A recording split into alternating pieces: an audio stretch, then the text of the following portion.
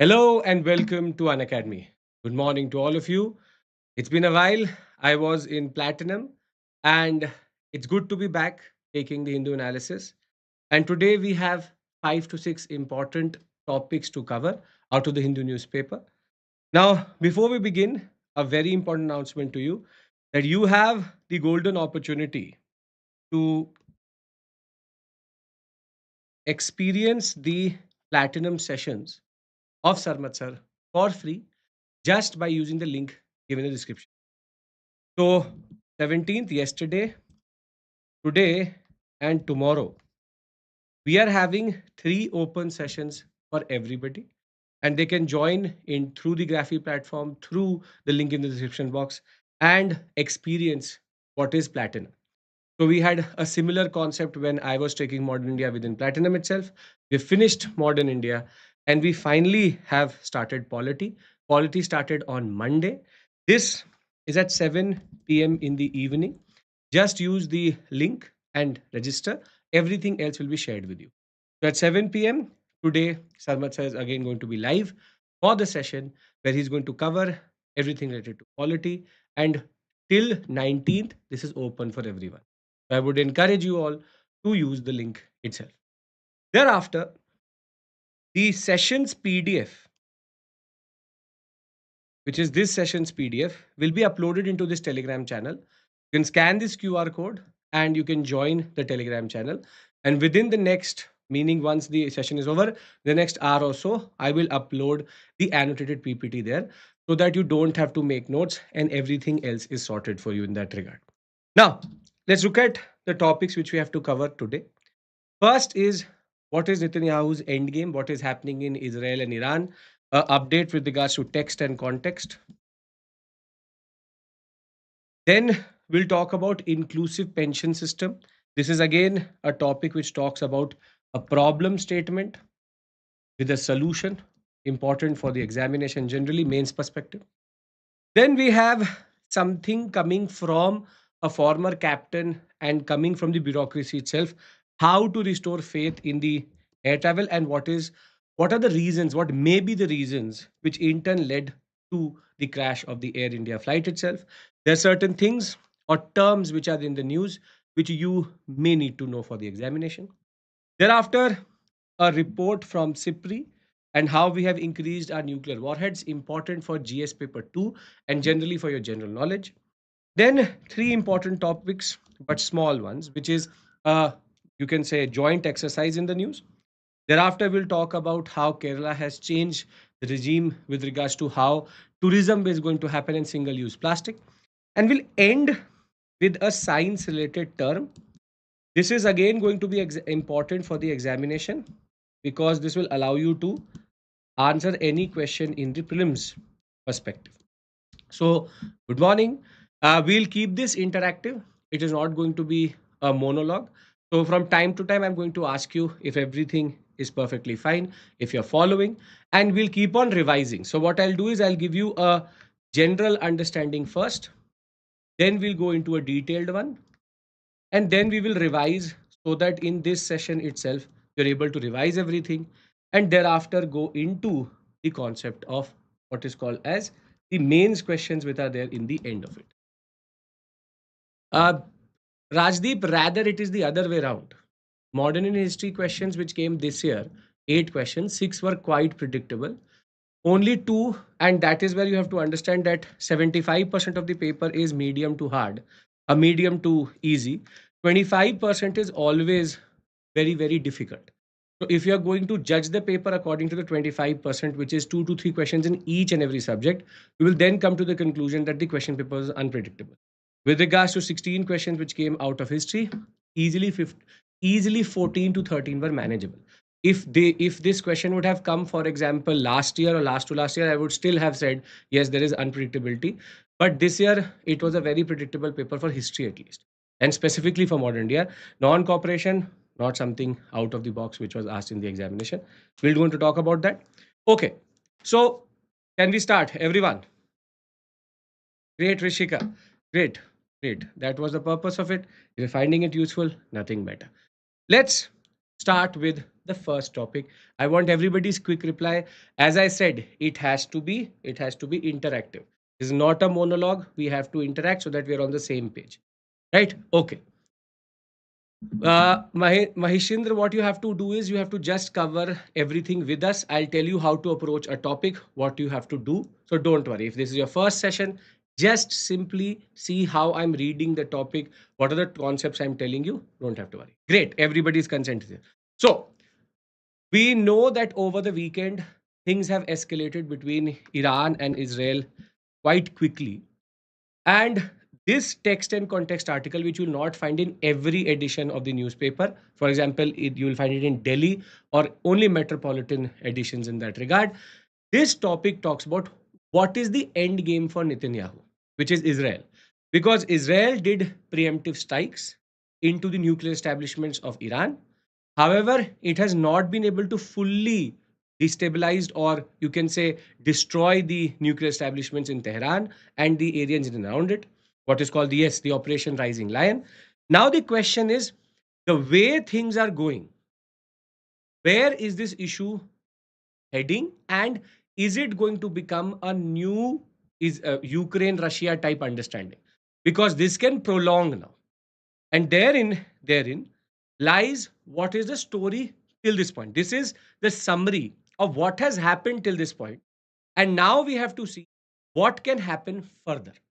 So under Operation Rising Lion of Israel, we know that they have hit the nuclear establishments in Natanz and then Ishfan. Thereafter, they have also launched the rockets, what is called as a targeted airstrikes into the ballistic missile stockpiles of Iran itself. We also know that they have hit the command center of the Iranian military. We also know that two people, very important, one of the Islamic Revolutionary Guard Corps, which is Salimi, and the other one of the Armed Forces Chief, Bagheri, all have got assassinated. We know that Mossad has been extremely active in the past 4 days, and multiple assassinations have happened, including the negotiator for the nuclear deal for US and Iran. And we also know that the state TV headquarters was hit yesterday. We saw all the images of a reporter getting startled to a bomb exploding behind her. And we know that there is air superiority, meaning the Israelis are entering into Tehran, entering into the Iranian airspace with ease, exiting with no real response from Iran. In response to this, Iran has launched close to 400 ballistic missiles. And though they have the Iron Dome and what is called as the Arrow system, Iron Dome is good for slow moving, what is called as rockets or Hezbollah Hamas type rocket. Arrow system is something which is called an anti ballistic missile system, but it is getting overwhelmed. Previously, Previously, nothing was hit in Tel Aviv or Haifa, but this time we are also getting to know casualties on both sides. So there are multiple centers at which in Haifa there is an oil refinery which has been hit, and we are now getting to know that the Iron Dome is becoming a little bit over. You can say it is getting overwhelmed by the attack from the Iranian sector. Now, if we put this on a map, Tehran was the first target of the Israelis. And Tehran, they were able to hit multiple targets inside Tehran, very deep inside Tehran. However, the most important nuclear establishment are neither Natanz or Ishfan. Both have been hit, but superficially, as we are getting to know, there are multiple underground facilities. The most important is at Fordo. And at Fordo, the establishment is heavily fortified, and you need a bunker busting missile which can go underground to hit the nuclear establishment, Iran itself. So, this is the most heavily fortified sector of the Iranians. In retaliation to it, Tel Aviv, Haifa have been hit, and there are multiple places where you can now feel that the Israelis are also having collateral damage. Previously, that was not the case, but we are now having collateral damage also on the Israeli and the Iranian sector. Iranian sector hit. There are close to 2,500 casualties on the Iranian side, 124 on the Israeli side. But Israel was not expecting this type of retaliation. The idea is that Now this is going into a space where it's becoming a stalemate type position. Both are hitting each other's targets, but neither is giving up. So the question is, if Operation Rising Sun had been started by Israel with a certain target, the first question is, have they achieved that target? The answer to that question is what? The answer is no. They have not been able to neutralize all the nuclear establishments of the Iranians. First thing. So they have not achieved what they set out to do. Second is, if that is the case, then where are we going with this conflict, or where is Netanyahu going with this conflict? Which is, what is Israel's end game? And that is where the article talks about three very important outcomes or directions in which this is going. So, what we've understood till this point is, what is the larger picture here? The larger picture here is very simple. Israel did something in order to have a preemptive edge over Iran. They were able to neutralize multiple sectors, but they were not able to fully destroy or go ahead with the original plan to destroy all the different establishments.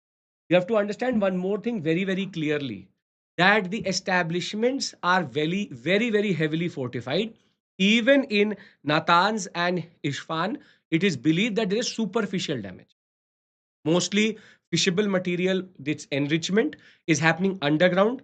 And the problem with Israel is they have fast moving jet fighters, but they don't have what is called a bumper busting or bunker busting rockets or missiles. Over and above that, they don't have bombers which can deploy all of these things deep into Iran itself. What is the end goal of Iran? Kumar, the question is that this was started with Israel. Iran would like a ceasefire because its damage is quite big. Now, the question is, yes, now it is believed that, yes, Abhishek, that is the whole point. You need very specialized, deep penetrating missiles, which Israel does not have, but America does. And that is where they're trying to come in to the context itself. So, the simple, straightforward point here is that Iran would like a ceasefire because they are having a major, you can say, the collateral damage or the damage of the Iranian side is very high. But Israel, if it has started something like this, it must have had something in their mind. And that is what now the article explores, which is, what is the end game? What are the options? So the first option which is available to the Israelis, or what must have been one of the contemplations, is that by assassinating all these important personalities, by hitting Iran deep into Tehran, and also creating a certain, you can say, awe and fear within Iran, the regime would fall. And in a very candid way, even Trump and Netanyahu have argued that the supreme leader, or the you can say the president of Iran, is a very soft target, easy target, and the assassination of Khamenei is very easy. But the idea is, and that Israel also argues, even if they kill the supreme leader, that does not kill the idea behind Iran's nuclear program itself. And this is where, if this is the end game of Israel, then there's a problem. Because the more Israel is going to hit Iran, the more the regime is going to become stronger, because people will start to unite behind the regime, saying that, see, the regime was saying, we were telling you there's a Zionist understanding, there's a Zionist problem in this sector. Israel is a problem. So therefore, any retaliation against Israel is going to become justifiable and legitimized. So therefore, yes, there is an idea that they will unify. They will unify, all will come together. It will lead to unity behind this concept itself. So in this moment of crisis, rather than the regime collapsing, it will strengthen the regime. If they had a problem within their own sector where they may have had a lot of legitimacy issues, now they have legitimized the regime itself. So therefore, the problem here is very simple. If they are trying to destroy the regime, in the process of doing that, they can also unite the Iranians behind this concept. So if this was the end game of Israel, What we are seeing similarly is that there is unification. People are now rallying behind the supreme leader, behind the regime itself, saying that you were right, Israel is a problem, and therefore we should now do something about Israel. Launching 400 ballistic missiles is not a joke.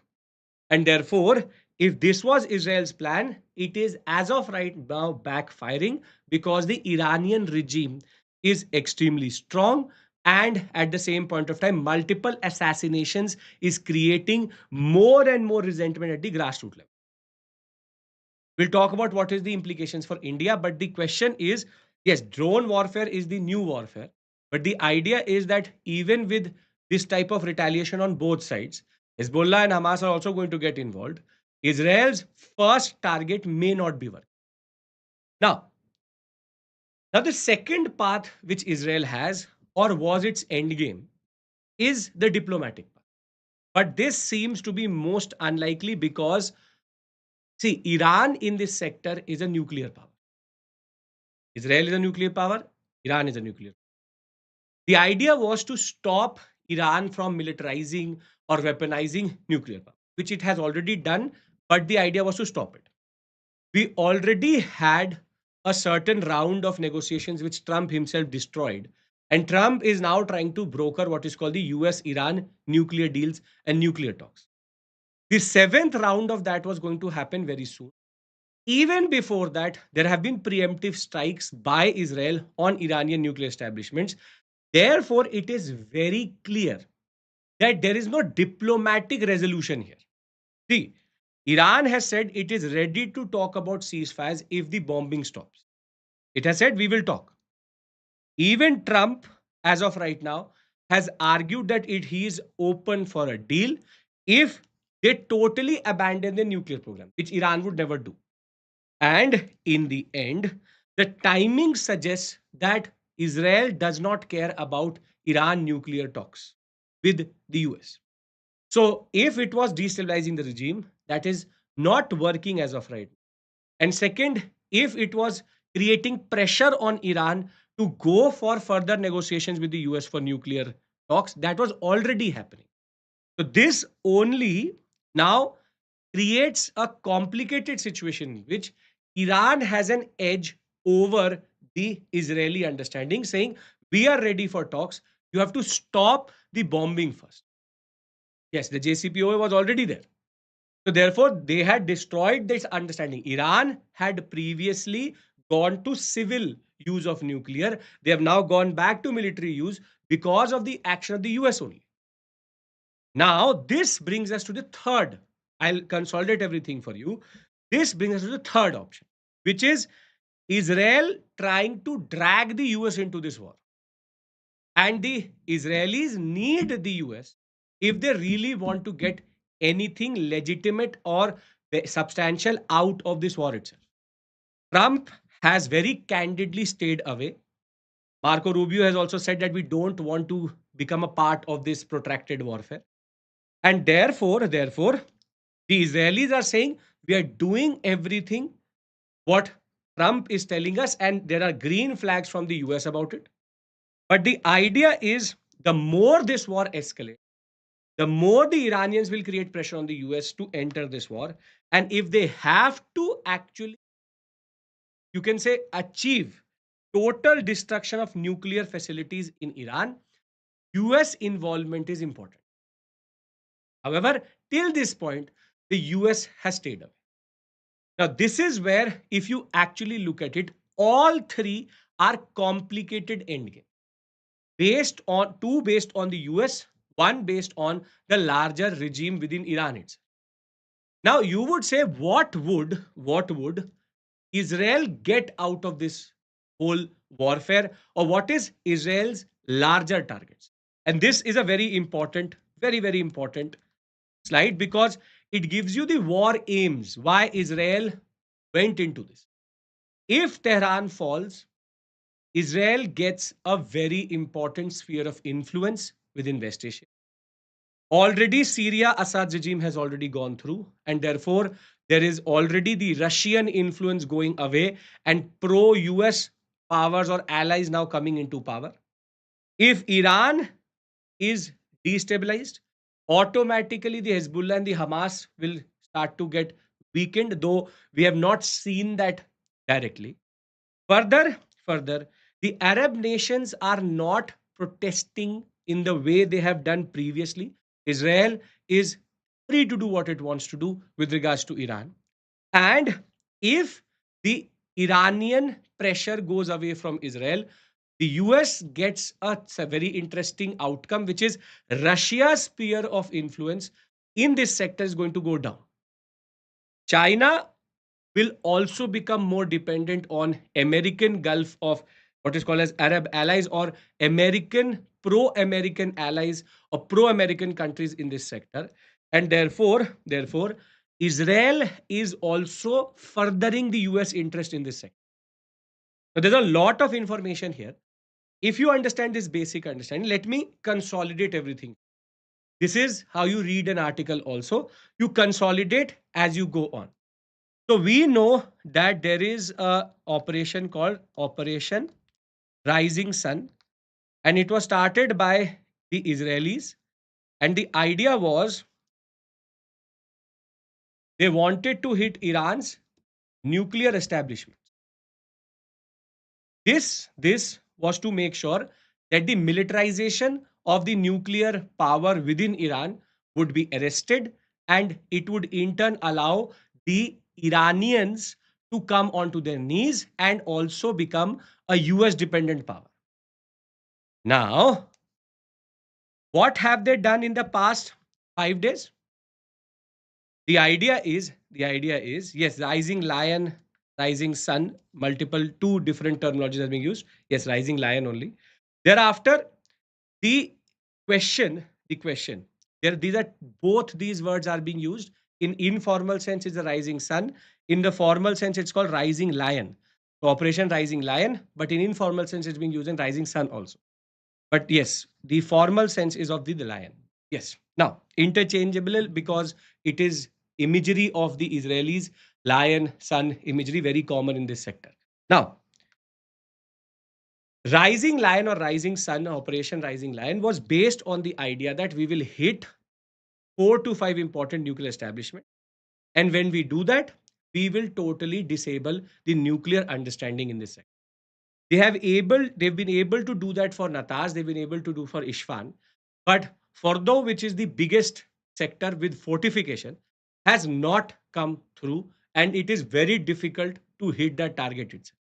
Now it has been 5 to 6 days of protracted warfare. Both sides are hitting each other. There are ballistic missile strikes which are happening from Iran towards Israel, and Israel is hitting through what is called as air strikes, and the casualties on the Iranian side is bigger, much, much bigger. Now, what are the three options which Israel has?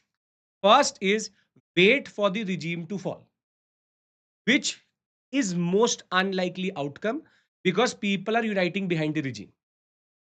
Second, use diplomatic channels to get what is today called as a ceasefire. But ceasefire deals have previously been pushed through, but the contingency, the condition which Iran has pushed through for a ceasefire is the bombing has to stop and everybody has to come to the table. We will not abandon our nuclear regime in that. Last is to drag the US into this war because the Israelis need it.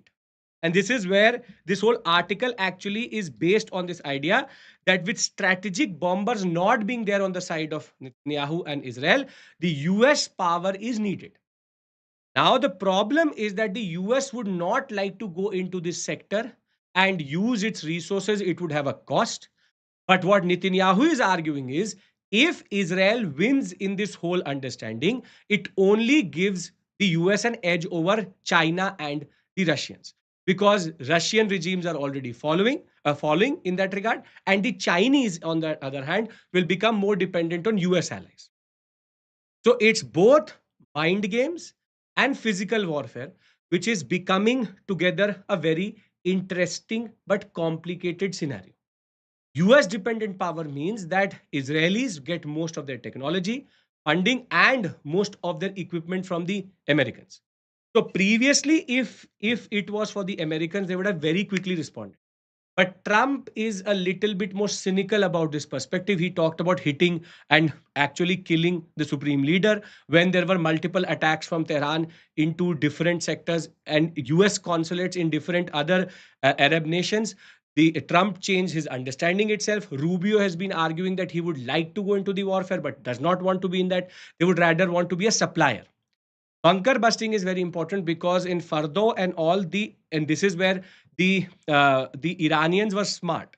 All of their nuclear establishments, very important ones, are very deep. As one of you pointed out, 96 meters to 100 meters underground, which makes sure that what happens is that any random conventional bomb is not going to hit it. You need certain specialized missiles, which firstly Israel does not have. If it has it, it does not have its delivery capacity.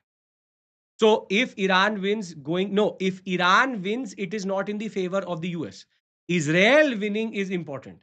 Israel is a US ally. If Israel wins in this war, or rather gets a favorable deal out of it, US sphere of influence increases. Russia and China have been supporting indirectly or directly Iran and Syria. Syria regime has already fallen. Now the Iranian sector is something which has become important for the Russians to control this or have a sphere of influence in that. So the basic point here is that this topic is a developing one. This article tries to give you a, you can say, futuristic outcome or futuristic understanding where what is Israel trying to do. If you understand these points, I would want to show you a question which UPSC can ask, and it will not be about the end game but about the implication. If this articles make sense, a lot of you are commenting, which means you're understanding what I'm trying to say. What is the current scenario? What can happen further? What are the outcomes? Three things we've discussed. India gets affected because India has a good relationship with Iran also and Israel also. This is where we are actually sitting on the fence. And we are also trying to mediate a peace talk in that regard because we have a port in Iran, which is important for us. At the same point in time, Israel is a very important defense partner. Be it oil, be it diaspora, be it technology. We can't, yes, Chabar, we cannot alienate either. So this is where we have to do the balancing act. And what the foreign minister as of right now is doing is the balancing act itself. So let's look at the question which UPSC can ask you for the examination. The recent escalation in the Iran-Israel conflict has greater implications for both the West and the East. Do you agree? In this, they are not asking you a future based question. That is not how UPSC asks questions in the mains examination. Rather, it will ask you impact and implication. Now, two words are very important here: West and East. Meaning, what is it for the Iranian sector along with the West Asian sector, and how does it impact the, from their perspective, the East, which would be the US Russian understanding. And for that, I have already given you a slide, which is what are the implications of Israel getting, in a way, you can say, involved in this, and what is the US outcome in that.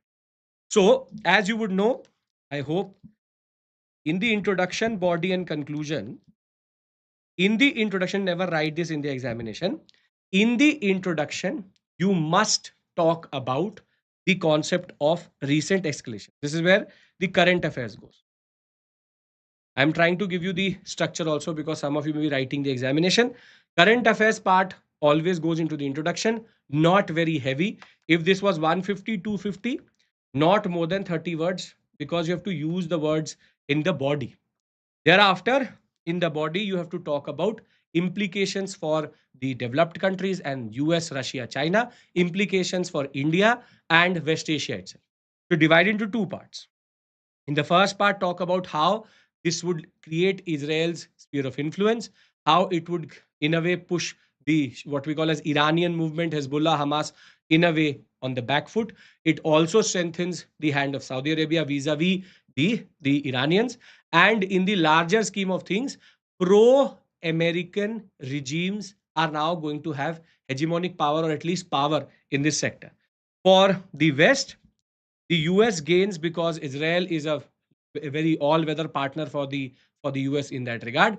Further, Russia's sphere of influence already gone because of Syria, and in the same way, with this, it will further strengthen the control of the US, and China would become more and more dependent on US pro-US regimes in this sector. And with regards to India, India has to make sure, and this is going to go into the conclusion. India has to find a way that this does not go in either way, and there's a peaceful talk, because a destabilized Iran is not good for India's interest, be it the international north south corridor or be it any form of trade in that regard. And on the other hand, Israel being too powerful is also problematic, because if US becomes a overarching regime in the West Asian sector, India is trying to balance all, and therefore both have to be in the right case or right context in that. Yes, conclusion, we'll talk about de-escalation. As always, in all conflict-driven questions, we have to talk about de-escalation, right? Are we all on the same page with regards to this? Can I move to the next topic? Yes. A lot of you are making very important and interesting points. You can all include that into the answer. How India has to balance? India has to balance both, because interest lies with both. That is what is called all alignment, which India has been doing till this point. Anushka, you can push it into the chat section. We'll comment. You can push into the chat section. I will comment through the official account and let you know if there are issues there or not. For evaluation, just do that. Right? You can all do that. Comment the answer into the chat section. I will check it and comment through the official account. Right? India has good relations with both. Yes. You can also push it through Telegram if that works for you. Okay. Moving on to the next topic. Why Israel want to be dependent on. See, Israel is not that it has just become dependent on the US. The whole movement itself was US based or US backed in that regard. The destabilization of the or the Israel Palestine issue is also based on the US. It has always had a upper edge and US relationship, not something new, but now that relationship is becoming pivotal for the geopolitics of this sector. Okay. The second topic which we deal with is also something which is directly mentioned in the mains syllabus, which is pension schemes, social security schemes. Now, pay attention. As I said, Iran and Israel is something which will keep on developing further. Tomorrow, again, I will be there with another set of issues, maybe another article talking about what is the new development. But these are concepts which are static and actually are very important for the examination. You easily can get an answer and easily a question in the paper. The social security schemes and the idea of pension is very, very important. There's a lot of data which you can use in the mains examination. If you're a beginner, you should understand data per se is not to be learnt, but what is to be learnt is the trend. And social security in a world where we have informality is very, very important. Now, there are three terms I'm going to use. So before I talk about pension schemes, let me discuss those three terms. First is called gig economy. So for anybody who's a beginner, I'm giving you 0 to 100 understanding. I'm going from the lowest to the highest point. So gig economy is an economy which exists within a formal economy, which is based on what is called as permanent employment, social security based employment, formal employment. And gig economy is a contractual based employment. In India, one of the biggest gig players are Zomato, Swiggy, or the what we call as delivery, Zepto. These delivery based startups are one of the biggest part of the gig economy. Gig economy in very simple terms mean that there is an aggregator who brings contractors on board. He does not give any form of what is called as quote unquote formal contract. It is based on just informal contracts in that regard. There's no social security, and the person who is coming to Zomato, the delivery driver, is not an employee. He is basically a contractor for an aggregator, and therefore it is an informal economy. Now this brings us to the question of what is informal. See, there are two types of economy: formal, informal. The simplest way to define it is when in your job you have social security, either in form of EPFO, in form of pension scheme, in form of health insurance, in form of term insurance, it becomes formal. Most of India's labor is informal. They all are either contractually bound or they have day-to-day labor relationship, and there is no form of social security net in that regard. And therefore, what this article talks about is, based on the economic survey, the pension regime in India amounts to 17% of the GDP, which is quite low as compared to the advanced economies, which can have up to 80% of its assets locked into the pension regime. But what is more important is, around 12% of India's workforce is actually in formal pension scheme. And this is disproportionate because there is only 5.3% of the population which has some coverage under National Pension Scheme or Atal Pension Yojana. We have cascading, you can say, health insurances when it comes to formal. A formal employee has employer based health insurance also. He buys it for him, or she buys it for herself, and they may have another complementary health insurance coming from some other source. But in contrast, in the informal sector, if they voluntarily don't go into the National Pension Scheme NPS or into the Atal Pension Yojana, only 5.3% of the total population has some form of social security. Don't have to learn this 5.3%, but imagine, rounded off, 6% of the total population is under the pension scheme. And if I go further into the informal sector, I get an astonishing figure, which is 85% of the informal labor force is generating nearly half of the country's GDP. But what is interesting is, 85% of these men and women don't have formal pension schemes or social security. And therefore, their exclusion is going to create a major issue when they will become the pensionable, you can say, age, and there will be a, what is called as old age poverty, is going to become a problem after 2050, where there are 30% increase in dependency ratio. And this is where the article argues, if we don't intervene right now, it will create a major issue when we will start to peak with regards to our working age population. So, what to do with all this data? Three things or three conclusions can come out. First is that the informal sector is too big and too important to be ignored. Second is, the workforce which is getting pension or social security has cascading pension scheme. And the informal sector, which is a very important part of the economy, does not have any form of social security, that too based on voluntary regime. So, very simply, in the long term, what is going to happen is, these men and women are going to become dependent on the working population. And with regards to having no social security in the end, they will create old age, or what is called as pensionable age poverty, which is going to impact India's productivity in the long run. So if we don't recognize it right now, by 2050, we will see multiple effects of this, and the workforce will start to get burdened by the dependency of these old age, non pension based population. So this is the problem statement. Should we, or do we need to intervene? And the answer to that question is yes. Because as Abhishek says, long term impact will be there for sure. Now, the question is how to intervene. And the article now points out three issues. If these three issues are sorted, we will automatically, cascading pension schemes means multiple pension scheme for a one person. Now, if these issues are resolved, we may have a better regime in that. Now, the words which they use are three: scale, sensitivity or sensitization,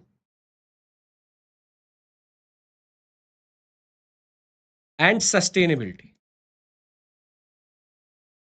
Now, what do these three words actually mean? Scalability, sensitization, and the concept of sustainability. The first thing which they say is, in India, the biggest issue is we have fragmented pension schemes, meaning they do not target, they do not target one specific, one specific, you can say, employment. There is no scheme which is there for overarching population.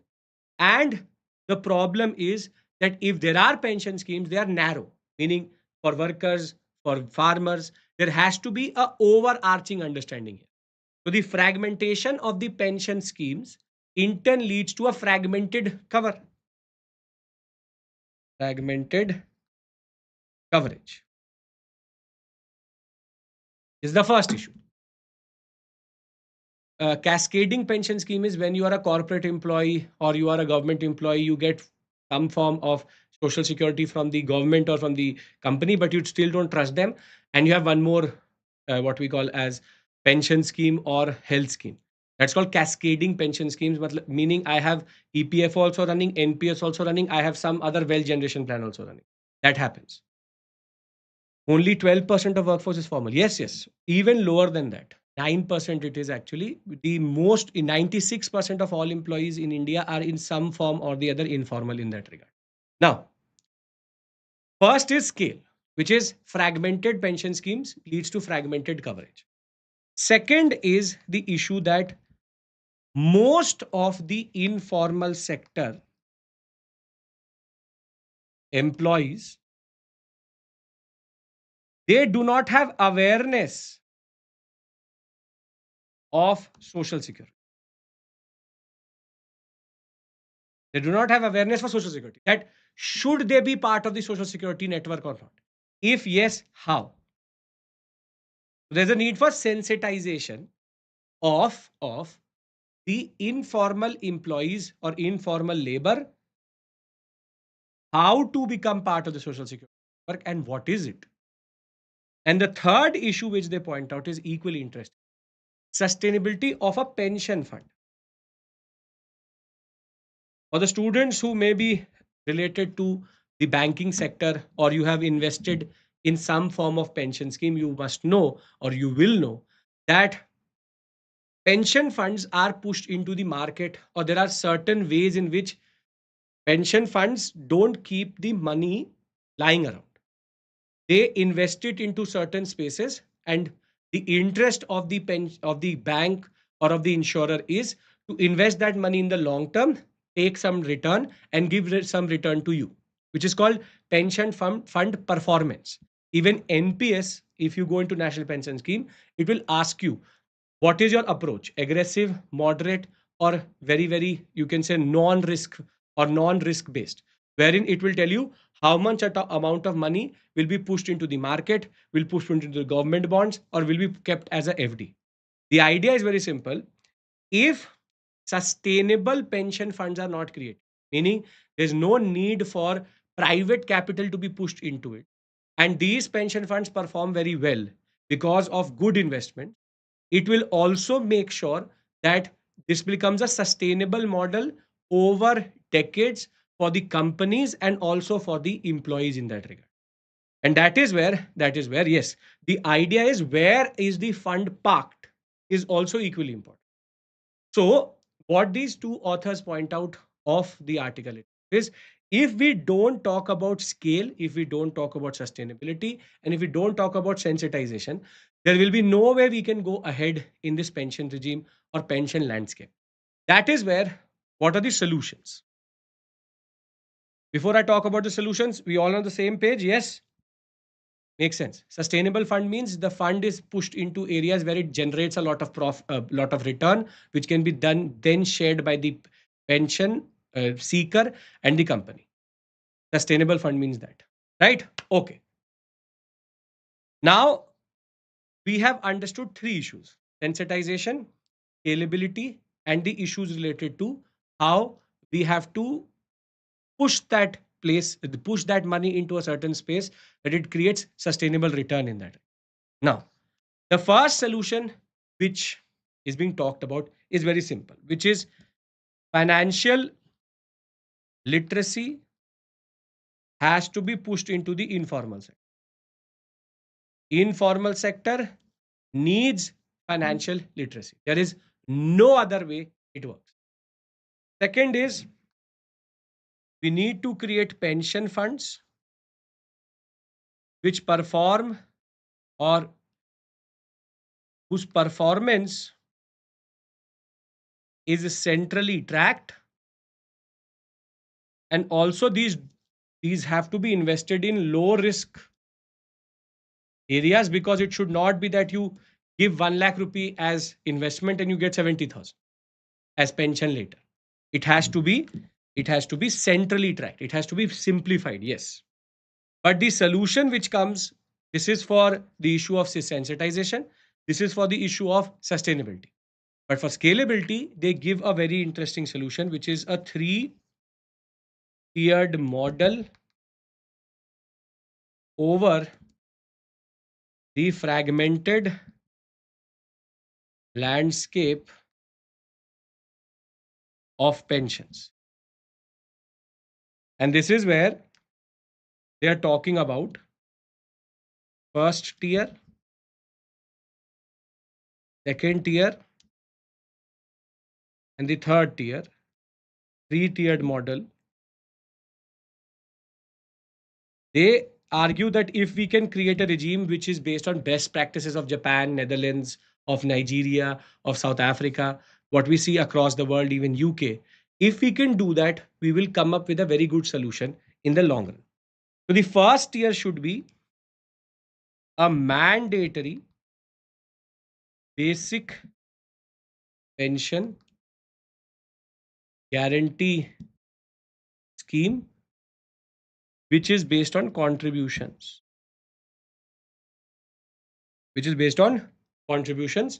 but flat rate, meaning 100 rupees, 500 rupees, 200 rupees, whatever it may be, but not increasing over a period of time.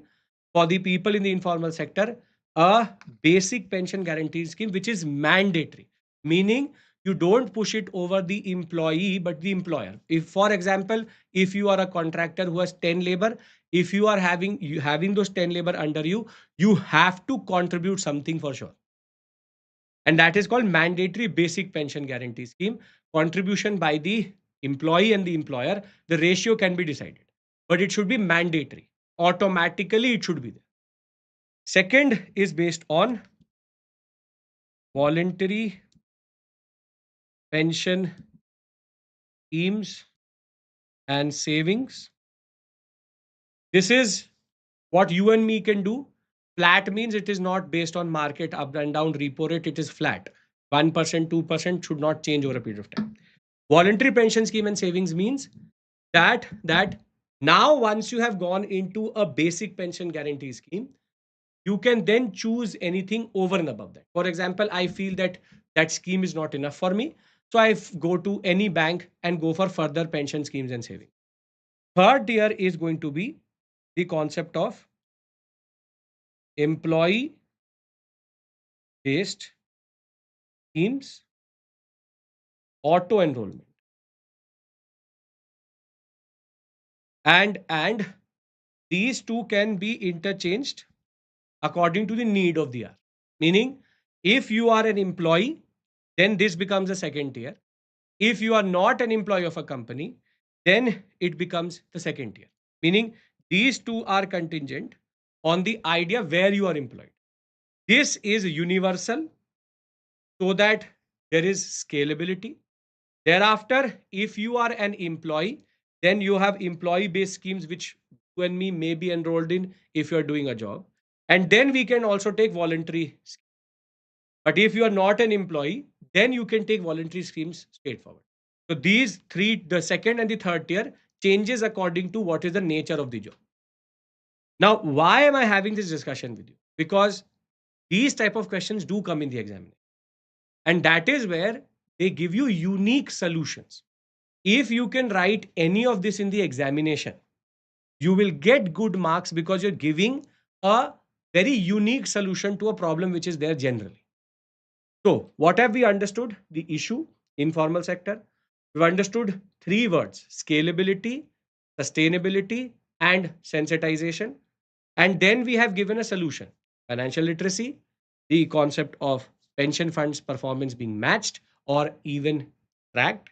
Yes, the three S's are the problem, and the solutions being financial literacy, the concept of pension funds performance, and last but not the least is three-tiered solution according to nature of the job.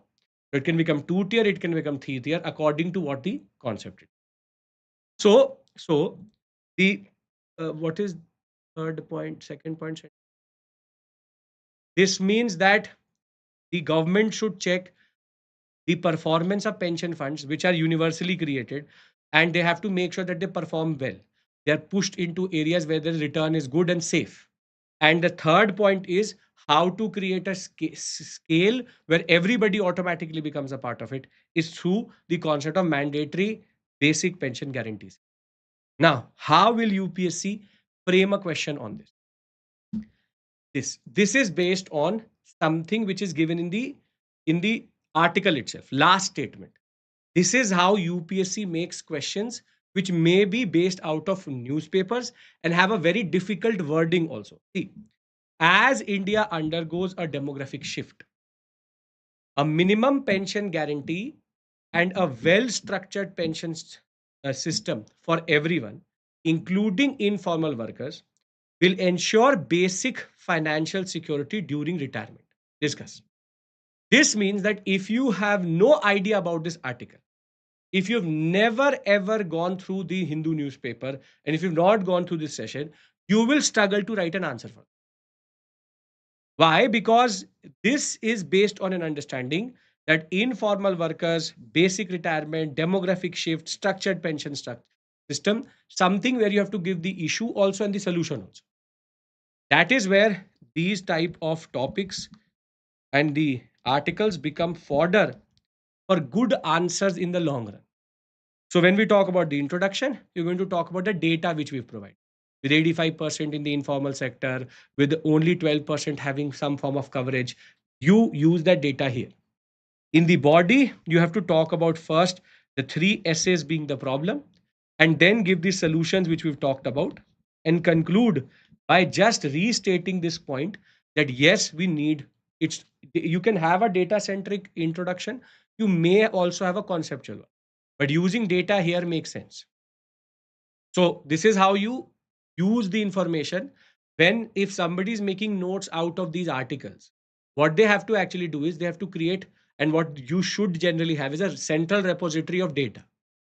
The data itself is not going to become important, but the concept of the ups and downs, which is the trend in that, is going to matter.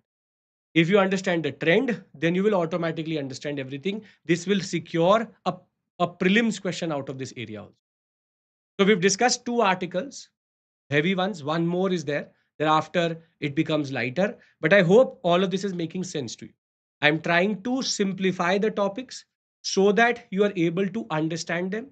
If you understand them, if you understand the three essays, the issues, you will automatically be able to push it into the answer without ratifying it.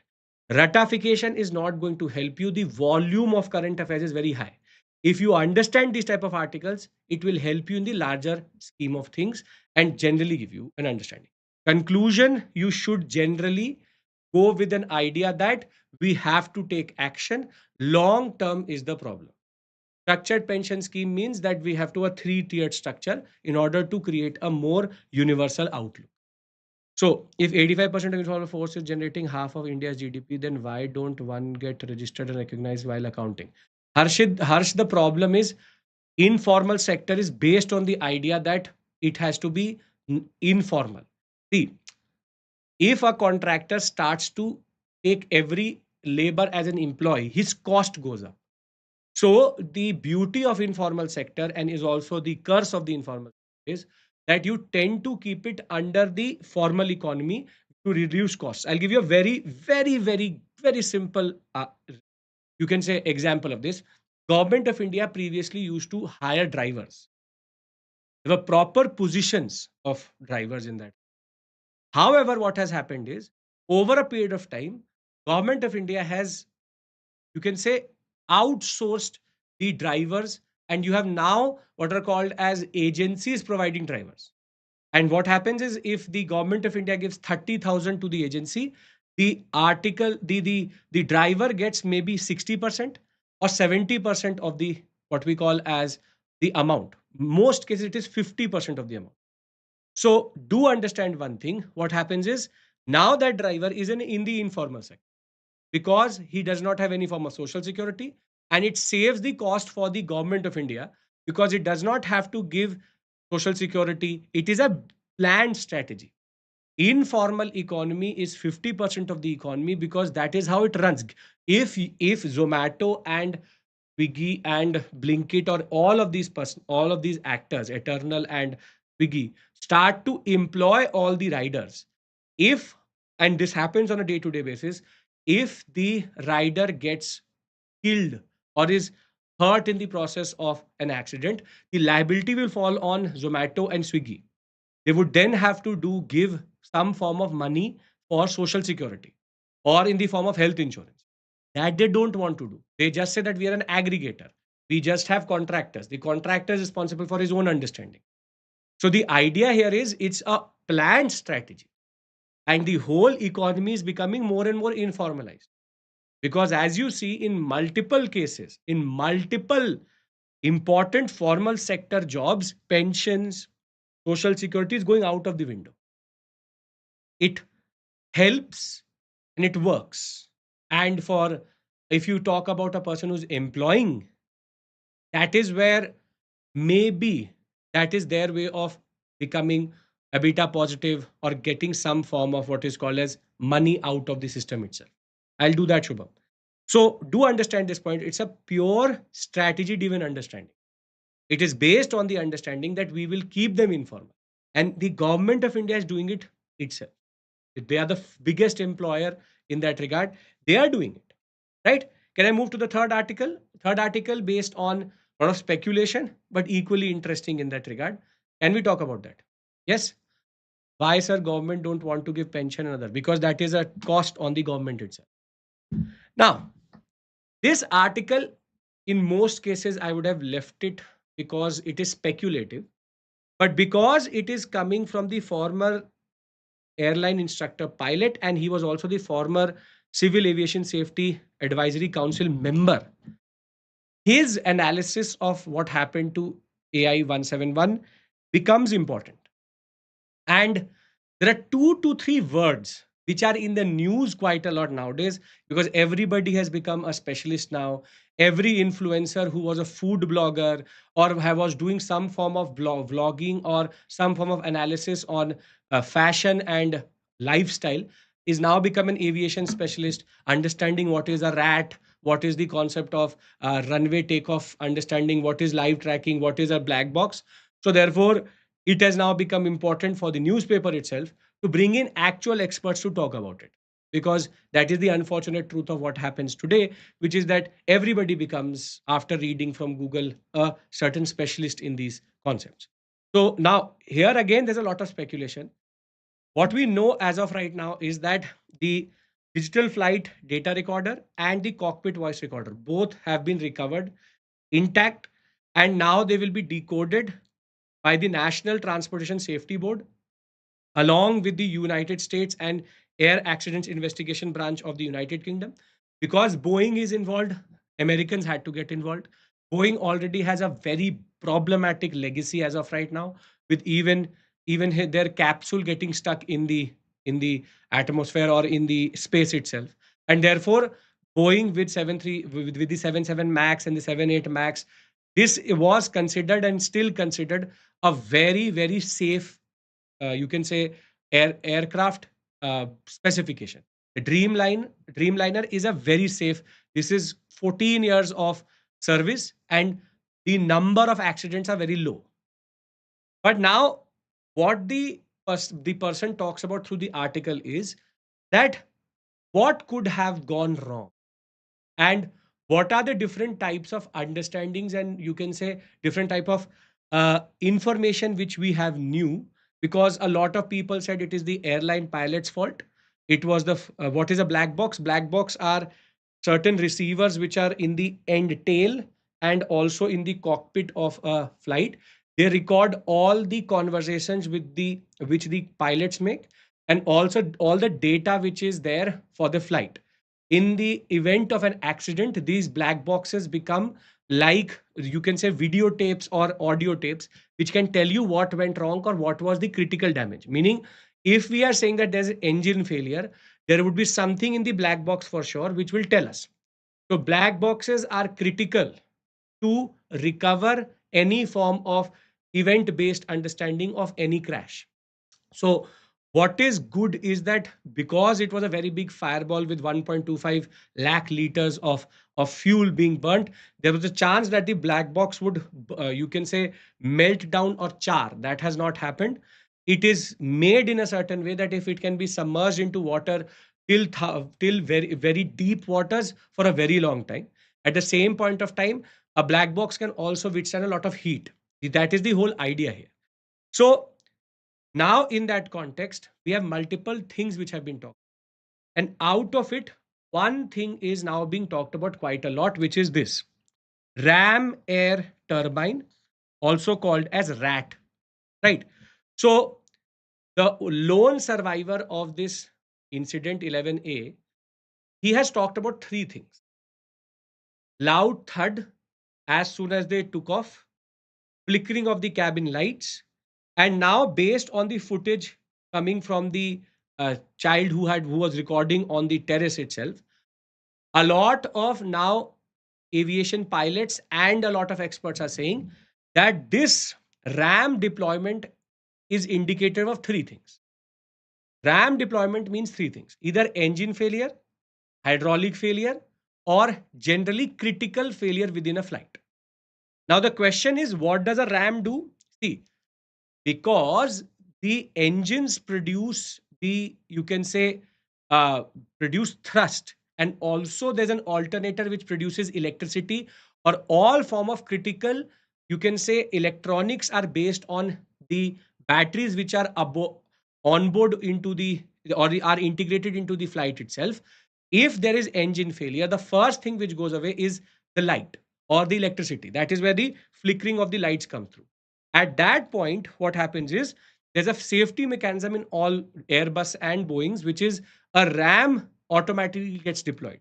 It comes down automatically when it sees that there is a critical failure in that. And this starts to spin. It's a turbine.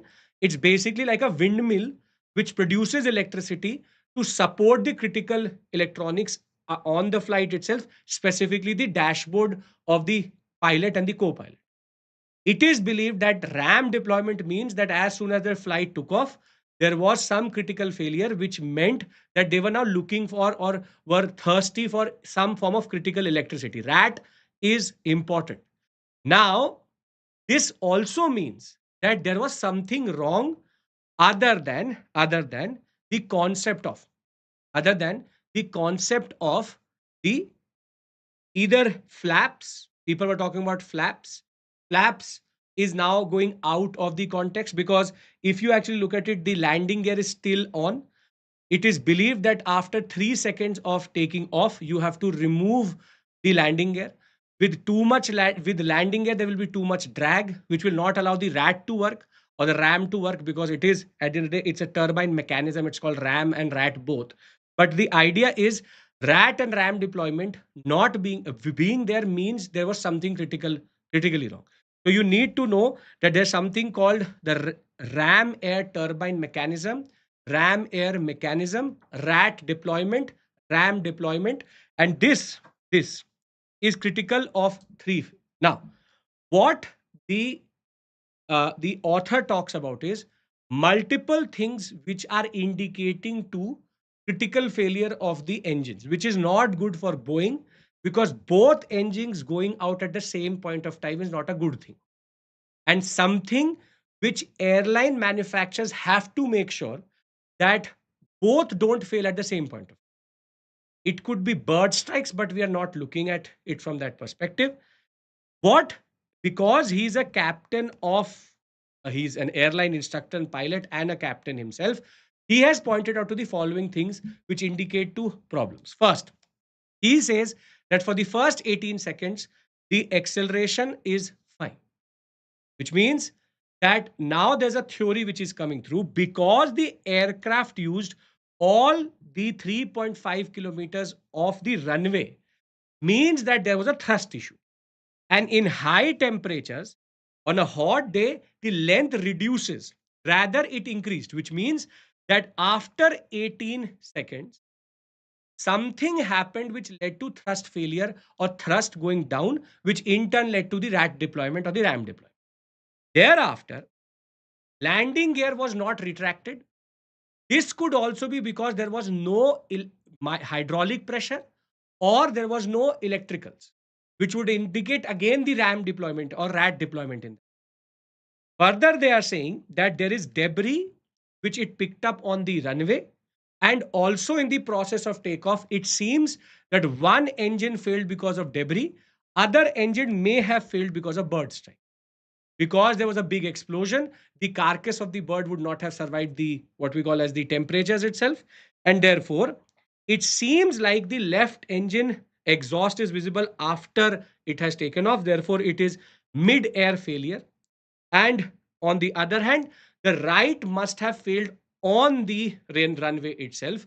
This is where they also quote an example. There was one more case in which there was thrust failure and the airline pilots took the call of arrested takeoff, which is they stopped the takeoff, they went into the runoff area.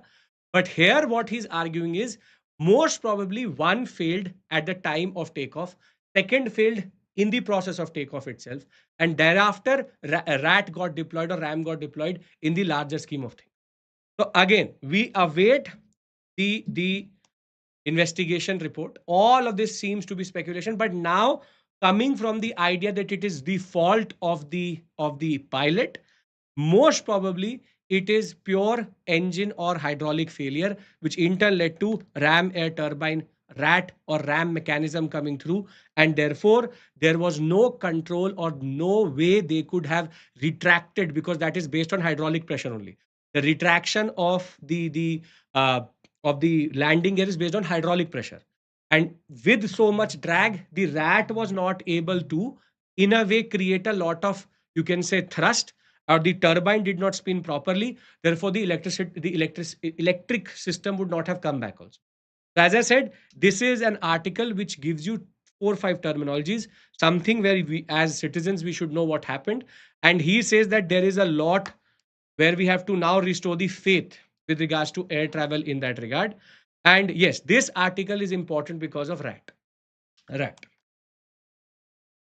rat and ram technology, which is ram air turbine, or the whole mechanism is called ram air mechanism, which is the concept of using turbines to generate what is called electricity.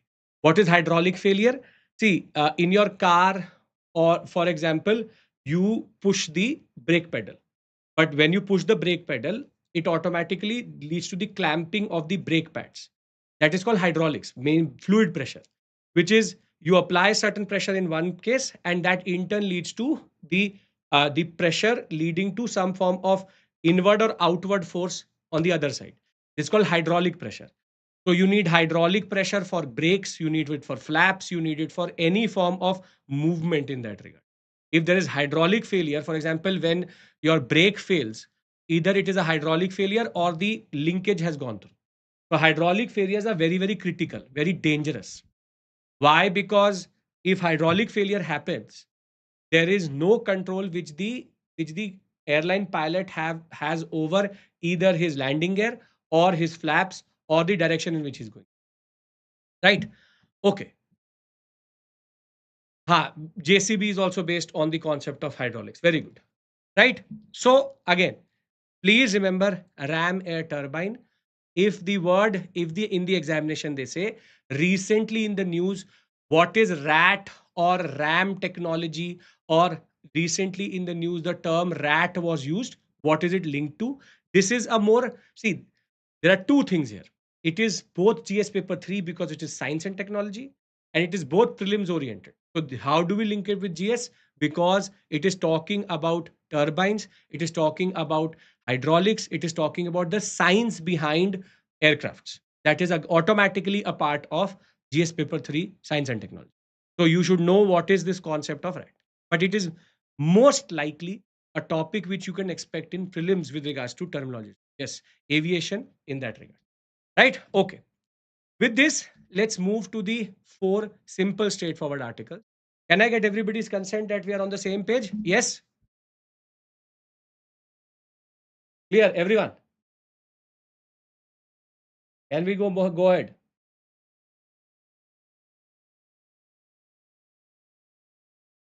Yes? Great. Now,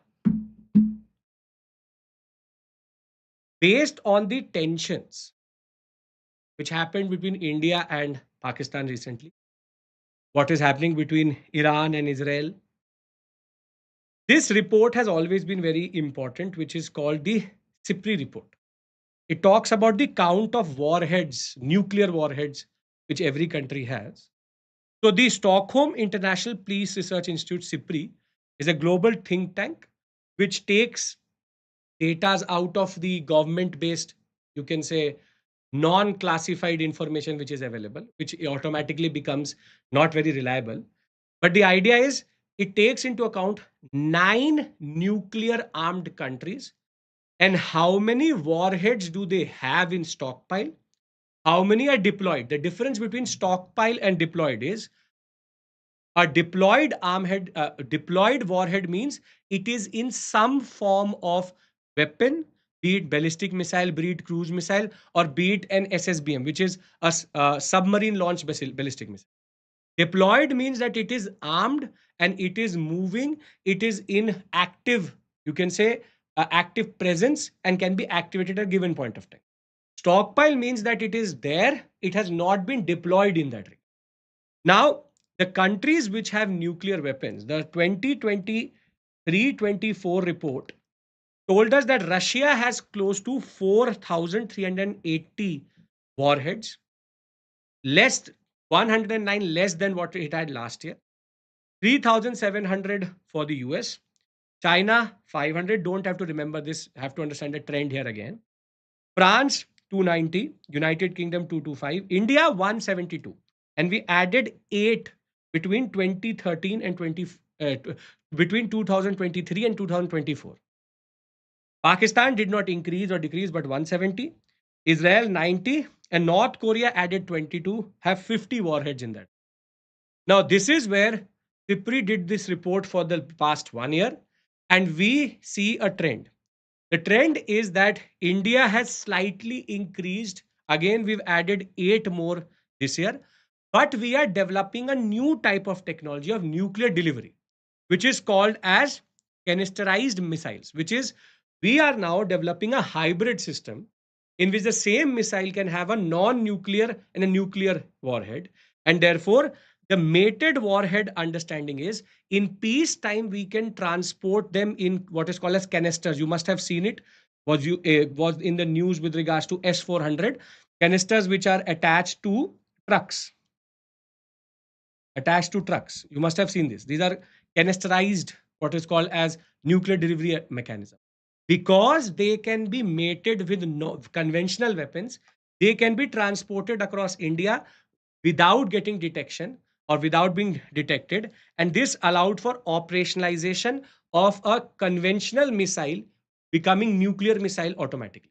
So the idea is we are developing dual use missiles which can have a warhead which is both nuclear and non-nuclear. Pakistan also further developed its nuclear delivery system and has done more fissionable material accumulation, though the nuclear warheads did not increase.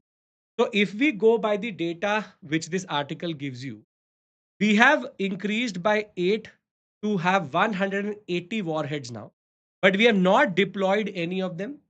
Same way, there is no major increase for Pakistan, 170, but no deployed.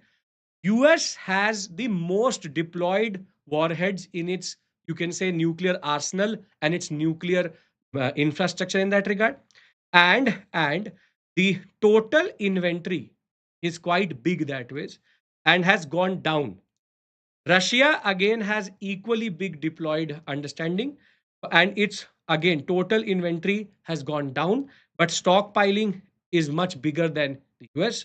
China has 24 deployed. The Asian power having 24 deployed warheads, and they have also increased their warheads by 100. They've added 100 more warheads.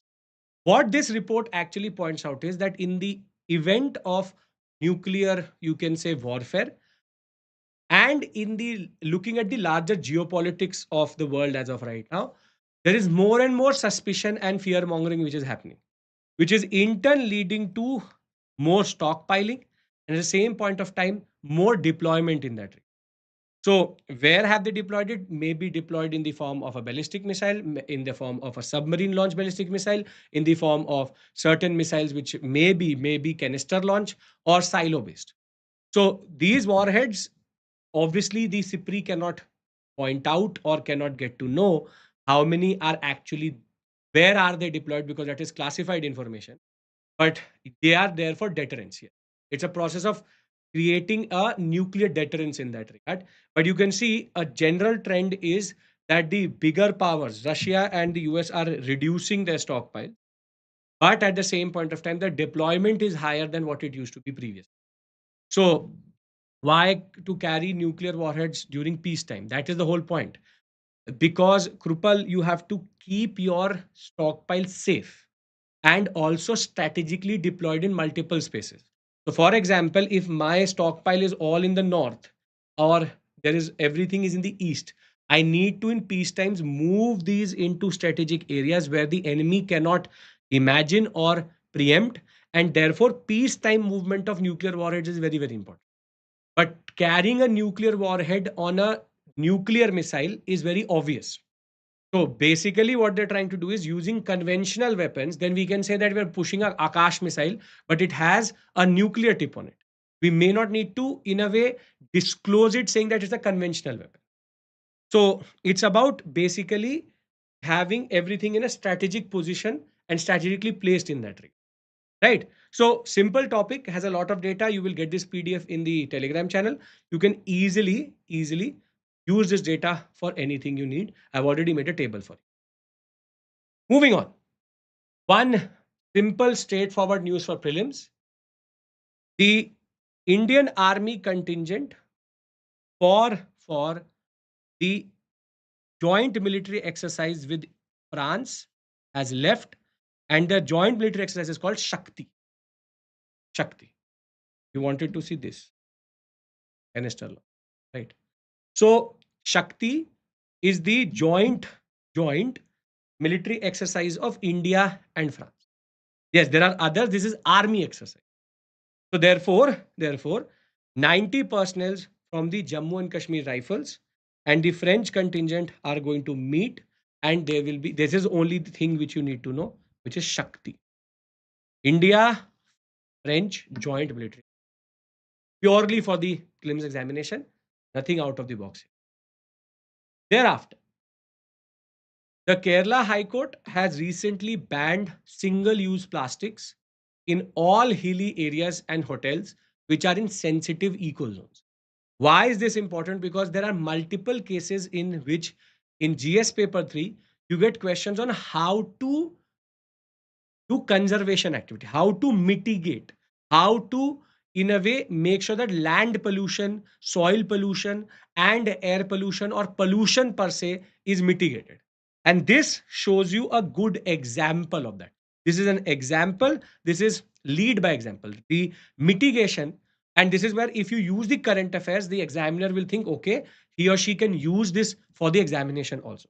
So what they've done is in certain sectors in Kerala where there is a lot of tourism and a lot of hotels, but are very close to eco zones, single use plastics, specifically straws, cups, plates, food containers, and drinking water bottles. If less than 5 liters, it has to be either glass or it has to be some form of steel. It cannot be. They're making sure that in these tourist spots, you also have RO water based, you can say dispensation, free dispensation, or dispensers, if you want to say, that the water is readily available in these sectors, but plastic bottles will not be allowed. So they are developing what are called as kiosks for water. But the idea is very simple, to keep water bodies safe, to keep the soil and also the landscape clean and serene. They are trying to do this by making sure that the dumping yards in an area around the tourism spots are not becoming hotspots for plastic, because this plastic will then remain within the food chain for a very, very long. So you can always quote the Kerala High Court ban of single-use plastic as a solution. So this is important for a solution, important generally. Now, what we've discussed till this point, I'm now trying to bring everything together, and then we'll end with the last topic. What we've understood to this point is very simple. We've discussed 5 to 6 articles. The first one, we tried to understand what is Israel's. This is the larger summary or revision which I'm trying to do so that you don't have to revise it again. Israel, its end game with regards to what it's trying to do with Iran. Topple the regime, or diplomatic channel, or last, which is the most obvious, which is drag the US into this war so as to create a more US friendly environment in the West Asian sector. Again, a topic which is still developing. We really don't know how it will go forward. India would want both Iran and Israel to go for a ceasefire because it is in our interest. Second, we discussed the concept of pension schemes. The three S's are the problem: no sensitivity, no scalability, and no form of sustainability for the pension funds itself. Solution: three-tiered pension schemes, financial literacy, and the concept of what is called as pension performance funds, or performance of the pension fund should be looked after. Third topic which we discussed was related to aviation, bringing back the trust. And here we discussed the RAT technology, or the larger technology is called RAM technology, which is ram air turbine being deployed. The concept of hydraulic failure, engine failure, concept of thrust, and all of these words are now in the news. You should have an understanding of what that means, not by influencers, but by articles. Fourth, we discussed the concept of what is the Kerala High Court judgment on single-use plastic. And fifth, we discussed Shakti. I hope all of us on the same page with regards to these five. If you can remember what I've told you, you are sorted with regards to these articles. You just have to now note down the what we call as smaller details which are given. Yes? Okay. Now, the last article which we discuss is a term again for GS paper 3, something which has been there in the news for a very long time because of NISAR. NISAR is a joint satellite which India and the US are developing. Very expensive because of the technology it uses. Way forward for pension schemes is the three-tiered model. Now, what does synthetic aperture radar mean? That is the question. What it means is that in dark environments and cloudy environments where there is no light, use of radar or use of any form of mirror based or lens based, you can say, imaging, it does not work, because there is a paucity of light or there's a paucity of clarity in the atmosphere itself. This is where the argument or the concept which India and the US are developing is sharp pictures through what is called as microwave pulses recorded once they bounce back over ground, ocean, ice, and buildings. This means that they don't need to use visible light to image the earth itself. They will send microwave pulses of the visible spectrum or beyond the visible spectrum into the earth's surface. It will bounce back, and according to that, it is going to do imaging. Why is it important? Because in multiple cases, the limitations of a lens-based, visible light-based radar can now be in a way met.